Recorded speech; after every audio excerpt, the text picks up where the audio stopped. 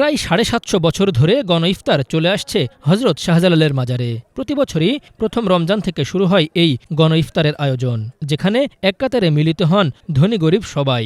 এই গণ ইফতারে প্রতিদিন ৩ শতাধিক রোজাদার অংশগ্রহণ করেন।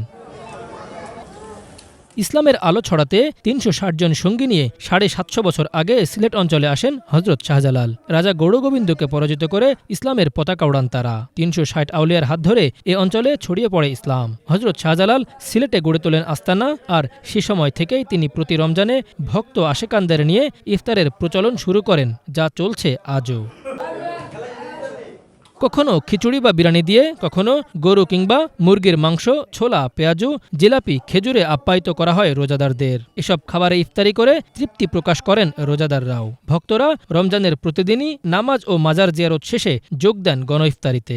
এই দরগা শরীফের খাওয়ান পেয়ে আমরা খুব ধন্য। এইখানে আমরা যে ইফতারি করার সুযোগ পাইছি, এটা আল্লাহর কাছে হাজার হাজার লাখো কোটি সালাম।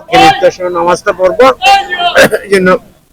ইফতারের জন্য সবার সাথে অনেক ভালোই লাগতেছে স্যার। আইসি ওলি দরবারে ইফতারি খাইতেছি, সাধারণ মাদার আইসি, ইফতার পাইছি, খুব আনন্দ হইতেছে। মাজার কর্তৃপক্ষ জানায়, শাহজালালের মাজারে মানত নিয়ে আসা ভক্তদের সুবিধার জন্য এ গণ ইফতারের আয়োজন করা হয়। তাদের দান আর মাজার কর্তৃপক্ষের টাকায় চলে এ গণ ইফতার। প্রতিদিন শত শত ধনী দরিদ্র এক কাতারে বসে ইফতার করেন। এরা যখনই আসে সবাই বসে সবাই মিলে খায়, এবং আমরা এটা খাওয়াইতে খুব আনন্দ পাই। এবং এটা কোনো আলাদা কোনো কিছু নাই যে কোথা থেকে খাওয়াবে। যদি আপনি ইচ্ছা করেন, যেমন আপনার ওখানে খাতা আছে, বই আছে, আপনার ১০০ টাকা দিল, এটা লিখে রাখা হয় বলে আমার ইফতারে লাগাইয়েন, আর ১,০০,০০০ টাকা দিল আমার ইফতারে লাগাইয়েন। যেটা মাস পুরার পরে যেটা আমরা যোগ বিয়োগ করি, যেটা দেখি যে ঘাটতি হয়েছে, ঘাটতিটা আমরা নিজেরা পূরণ করি। এটা কোনো আলাদা ফান্ড নাই।